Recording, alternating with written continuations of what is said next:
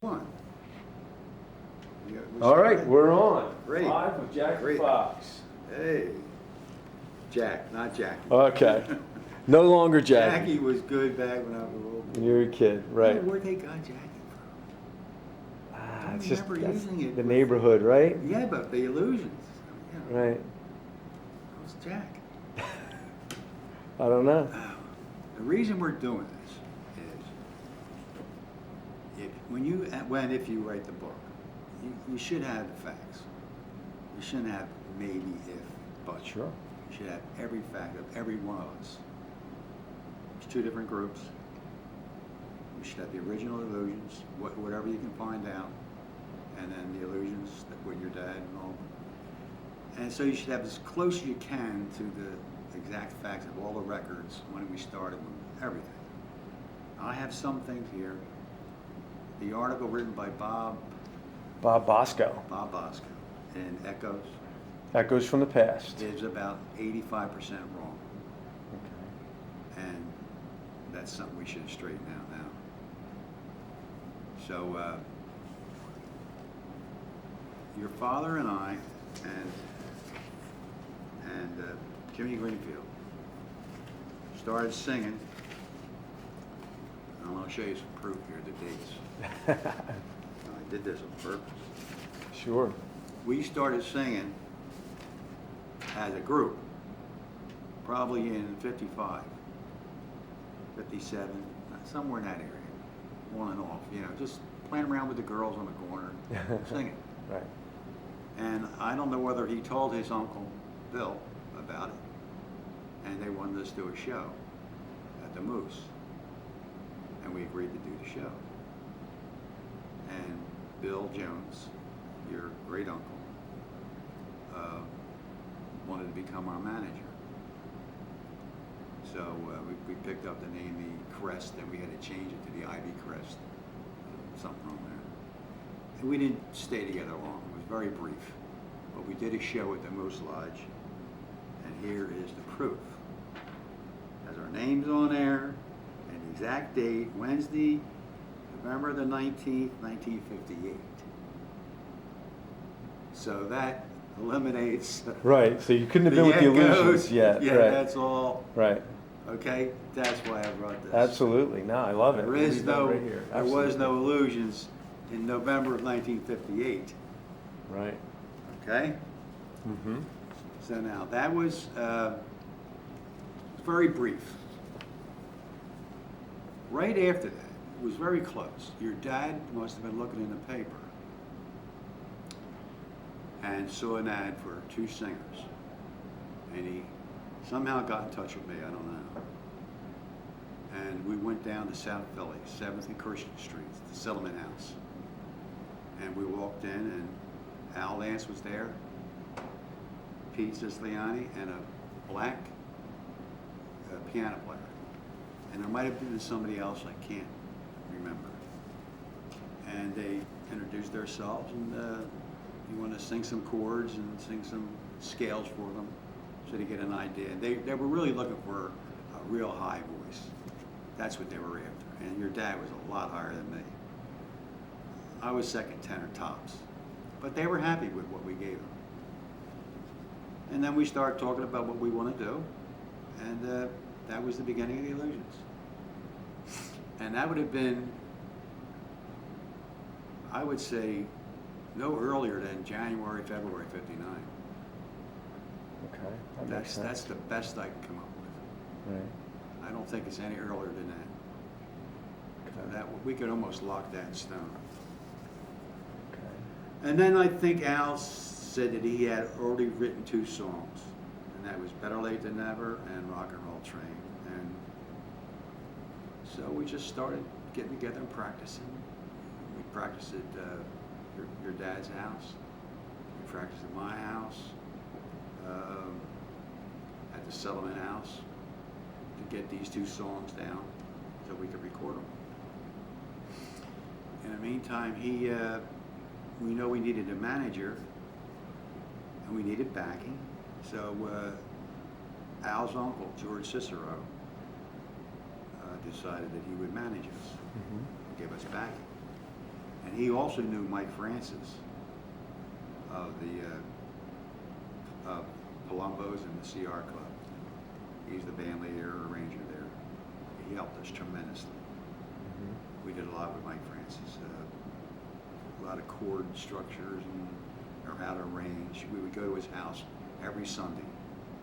We'd meet him at like 11 o'clock Sunday morning. And we all gave him $2 apiece. I think Freddie might have been with us then, Freddie Faulkner, I'm not sure. We'll get to that later. Okay. So that'd be $10. But don't forget, this is like 1960, 61. But he had an awful lot to do with us learning, Mike Francis. So now we learned the song, we made the record at, I think it was, well, I have that here too, I'll give you that now. That was at, right.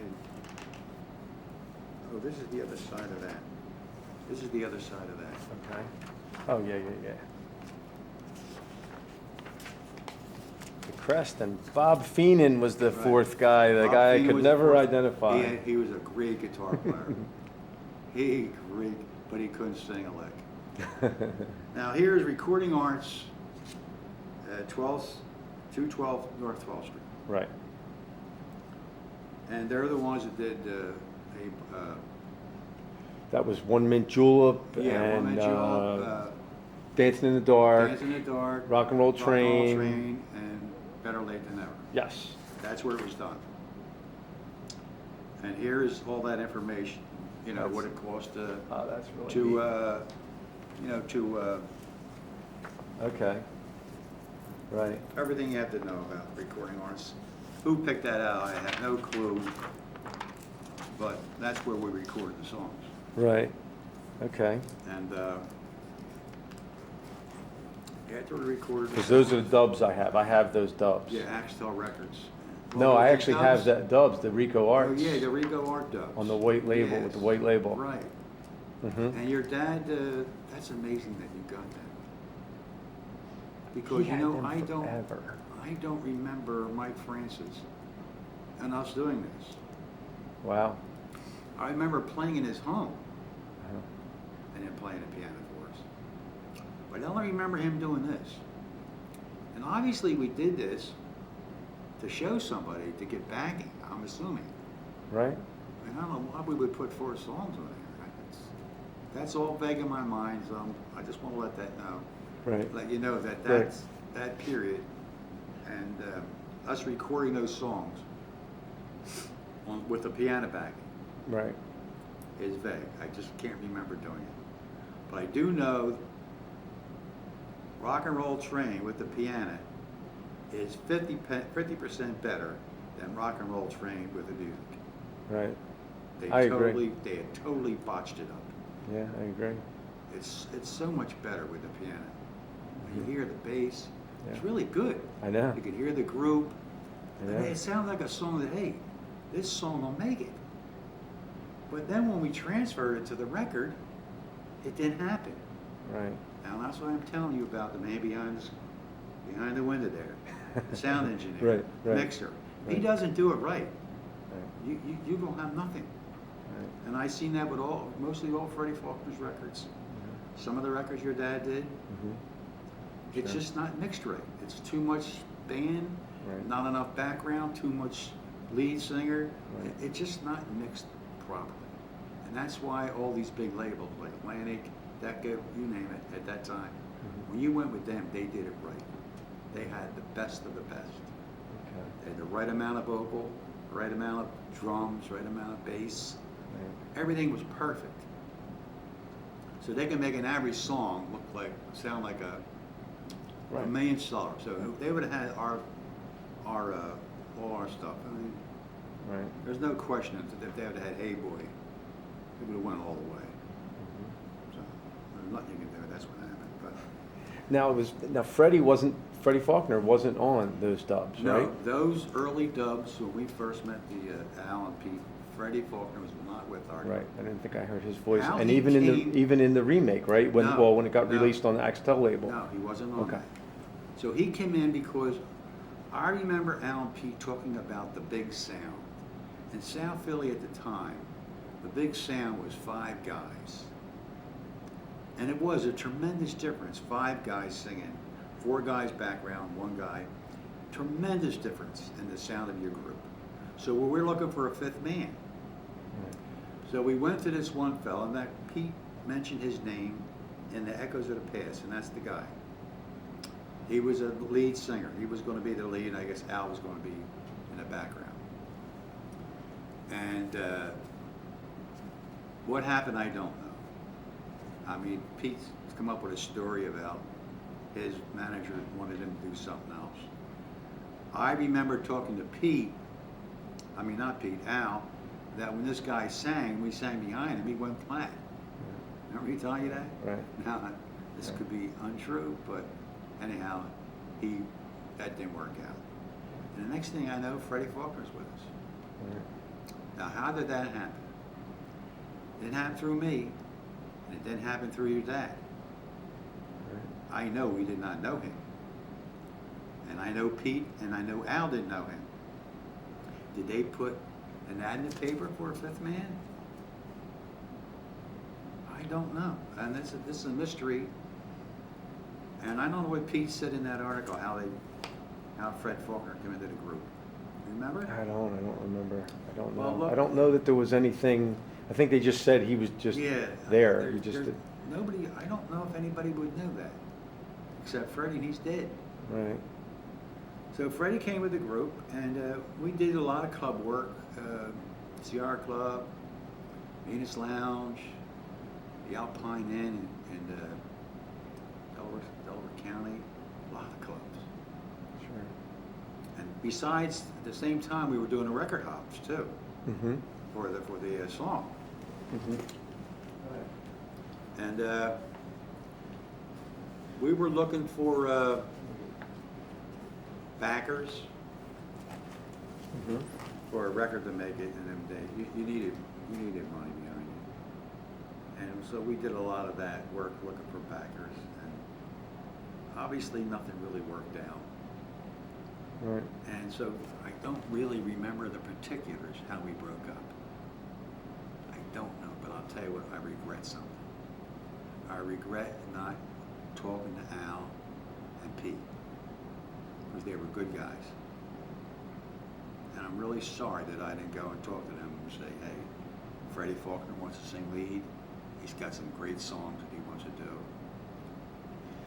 I always kind of looked at that and I thought, now, you know, I always, whenever I couldn't figure out what happened, I tried to, you know, guess as to what happened. And knowing how, you know, basically Pete admitted that he went in and punched out High Lit or I whatever. don't remember that. And I could just see my dad being like, you know, he doesn't have time for that kind of garbage. Like, you know what I mean? Like, I could see him just being like, you know, if Pete's going to be a hothead, No, and I now see he it. goes in and punches out High Lit, now that blackballs our group. Yeah. So our music goes nowhere now. Right. And I could just see my dad saying, you know what? You know, we don't need that. We don't need that kind of I don't believe problem. Pete did that. Really? Right. I believe our manager at the time was mad at High Lit because he wasn't playing our record. Now that was before Fausto, right? Yeah, That it was before Fausto. So who was your manager George then? Cicero. Oh, Cicero. Okay, right. And we were doing his record hops, like, you know, one a week. So there's a payoff here. All the disc jockeys would play your record and you do the record hop. It was a payoff. Mm-hmm. And High Lit wasn't doing it. That's true. But whether Pete ever, I don't think that happened. Okay. I don't think it happened. Okay. But anyhow, so we broke up, and I guess Freddie Faulkner knew Tony because your dad didn't know Tony, and neither did I. Maybe he knew him through Hal, because Hal knew Well, Tony, that's right? true. That's true. So Hal, maybe that's how Freddie knew him. Freddie Faulkner's brother Hal and Tony Carmen were friends, and they might have got in touch with one another that way. And they met and said, hey, I got Jack Fox and Fred Jones, and I got these 2 great songs, so let's start playing. So now we started playing, we started practicing, And Tony Carmen, everything we practiced, he put on a gigantic tape recorder that he had bought. In fact, it was the top of the line back in 1960. The best you could buy. So every time we got together, that tape recorder would go on. For all the years we were together, everything we did was tape recording. So there's a recording on there of Hey Boy and Lonely Soldier without music. There's a recording of Vagabond and Whisper, total group sound without music. There's a recording of Vampire Brown on there. I don't know how many recordings he's got. Because there's probably a lot of the covers that you guys were doing too. There's probably, you guys were taping everything, we were trying to get a right? repertoire of songs. So what we would do, when we had time, we would start practicing a #1 tune of the day. Whatever it was. Miss Still the Night, whatever. So there's a lot of material in there. There's a lot of songs probably half done, cut over, but there's a tremendous amount of material in them tapes. Tremendous amount. And the main, I love to have had the tapes just to recut Vagabond and if the tape was there, all we needed to do is put music to it. Right. So we don't know, we're trying, you're trying, I'm trying. I don't know when that's going to end, but I'm going to keep going as long as I can with Tony. Sure. But anyhow, we made the Hey Boy. Tom Fasto's our manager. Don't ask me how we got Tom Fasto. I'll never know. That was a mistake. Let's face it. Now, I don't know what you have with Echo of the past about what he did. So I'm almost positive Tom Fasto said he went with Freddie Faulkner. I don't think so. I think in the Echo's article, I think there were two accounts. I think there were conflicting accounts. Tony said he went with him. Fasto said he went with Freddie Faulkner. Said he went with Freddie Faulkner. He went with Tony. Right. Okay. He went with Tony. Okay. So when we come back, we were waiting with bated breath for the answer because they had a meeting with Jerry Wexler. And when Tony came back and told us what happened, that Wexler really liked it a lot, but Tom Fasto didn't want to wait, so he went to other recording studios. But he never told me that Wexler said, sit on this for 6 months. That he might have, but I don't. So you got that from the Echo's article? Right, I don't. Okay. I don't remember. I do remember them going to see Jerry Wexler. That I know 100% And it makes sure. sense that Wexler would have said, Right. look, I got some other projects going on here, But just see, sit here's tight what for we a few thought months. At the time. We thought if we get on Bandstand, this is what because we had done TV. We had done TV in Baltimore. We had done TV in upstate Pennsylvania. We're not sure. Right. We went through that. Right. Is it Scranton? Is it Right. Lebanon? I'm not sure Right. where it is. Scranton, But we did yeah. TV in a couple of different places. We did all the record hops, shows, everything. And we were pretty well known in the Philadelphia area. The Illusions were well known. But we didn't have that extra, we weren't known anywhere else. Well, you're not going to make it. You Right. need that. And you need a distribution. You got to have distribution. You need Decca. You need Atlantic, RCA, whatever. Right, the Echo's article said Fausto, he didn't have the deep pockets and Right. how if they would have done one mega push with the record instead of these 4 fragmented, re-releases I of mean, the how many different record. labels? Right. Yeah, we have it on 4 different 5 labels. Right. And it was released 5 different times because it was released on Malley Records twice. Well, now, we knew we had something. Now, the thing was, we knew if we got on Bandstand and Jerry Wexler seen us, he would have taken the record immediately. And maybe 100, 200,000 copies and all over the country. Guess what? The Illusions would have made big time. Because we wouldn't have been one-hit wonders. How many one-hit wonders are out there? Oh, yeah. Right. But we had the material. Because Freddie was still churning We out had the the songs. material. We could have Right. come up with oh my God, Yeah. There's no telling how far we could have went if we would have got that national exposure. Right. Now, who do we blame for it? We blame the illusions. I think we can blame us, group. I mean, we tried. Do we blame Tom Fausto? A little bit. Do we blame the system? Yes.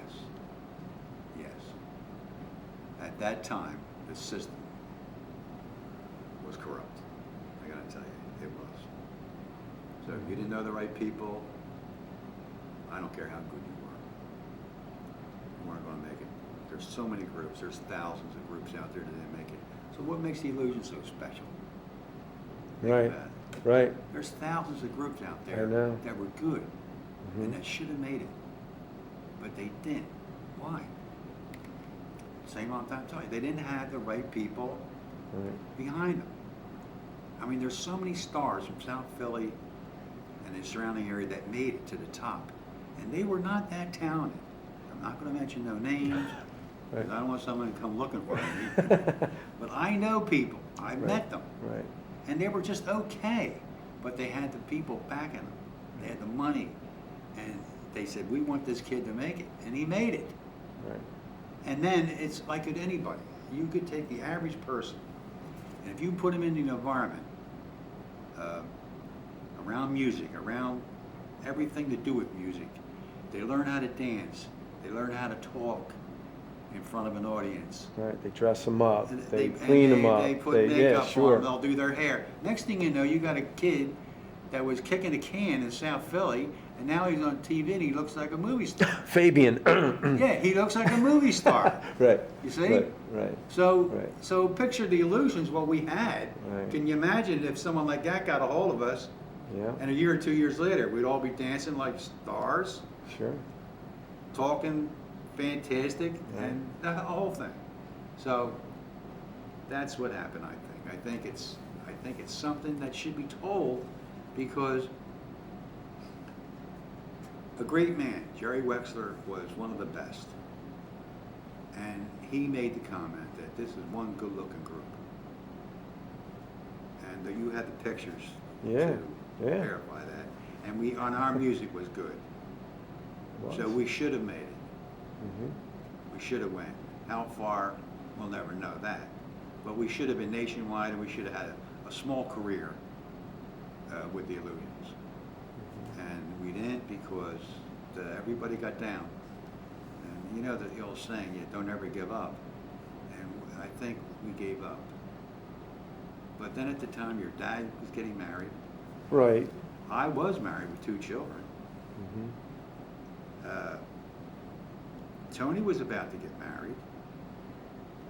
Freddie Faulkner had dreams, big time dreams. So I think if we would have got our break right then and there, I think Freddie would have stayed with us. But everybody told Freddie how good he was, and he was good.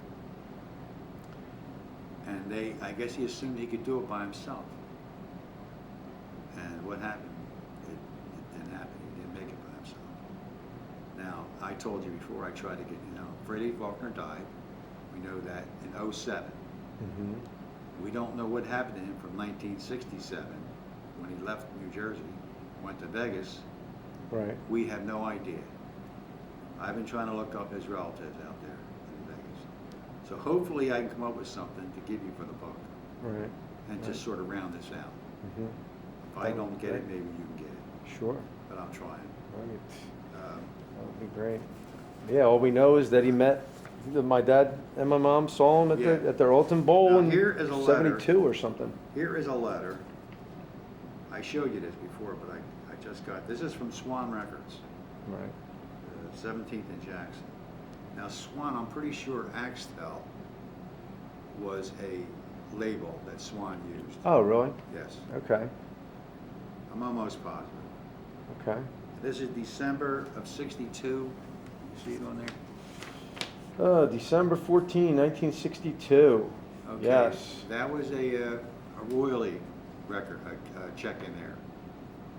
We all got one. Right. And now I don't think that was the Hey Boy and Lonely Soldier. See, this was Better Late Than Never. Oh, is that what this was? Yeah, and Rock and Okay. Roll Train. Right. Okay. But you know, it could have been like we could have released that in early '60, which I'm thinking. That's what we were thinking. It was Early right, yeah, 60. somewhere in 60. And we released it and we played it and it sold some copies. Right. And this comes a year or 2 years later. Right. They send everybody a copy of their share. Right. And that's what this is. But Okay. it's a date. That's a It's date. another date. That is a date. Yes. 1962. And here we have, this is when the Illusions, the first Illusions were doing record hops. Okay. Al Lance, Pete, me, and your dad. And we put a, someone put this together for some reason. I don't know why. I guess so we could figure out what we owe one another. But it has, you know, and I know how early this is because I'm seeing pictures at Bruno's. So you see the picture of us, the four of us in the black? Right. They were horrible. Okay. That was done at Bruno's. Okay. That's how I know. And it's on a piece of a card from Axtell Records. Okay. So this is the early Illusions. So that's the early Illusions, early and Illusions. that's the picture, yeah, where you guys are wearing the black. Right, and that's Bruno's. He's the one who did that. That's so funny. $130 for tuxedos. Yeah, four of us. So it's 4 of them, right? $55 for the pants. Right. $70 And for that's sweaters. at Crass Brothers Okay. on South Street. Okay. $40 for the shoes. $20 for the shirts. Where do you $7.50. see this? This is from That's so Philadelphia. funny. Alterations. This is a record hop we did in Scranton. And this is what it cost us. And this is from Philadelphia. Record hop at Scranton. And $25 lost time from work. Yeah, I don't know whose idea that was. This here, I brought this for another date. Okay. It was April the 5th, 1963. So this was right before our record days were gone now. We had done with a plan. Well, Hey Boy and Lonely Hey Boy. Soldier. That was already done. Right. This is right before we went into the Blue Moon to start playing. Okay. And I went down and I bought that. Wow. Okay. And there's the date. So April 5th of 63. And we probably started playing with them in probably June of 63 is when we played at the Blue Moon. Okay. But in between that period and all, we could have, that's when we could have did Walking Boy and The Story of My Life. Everything I've seen is 64. Okay. With that. Well, that would be right. Does that make sense? It'd be after, yeah, it'd be after that.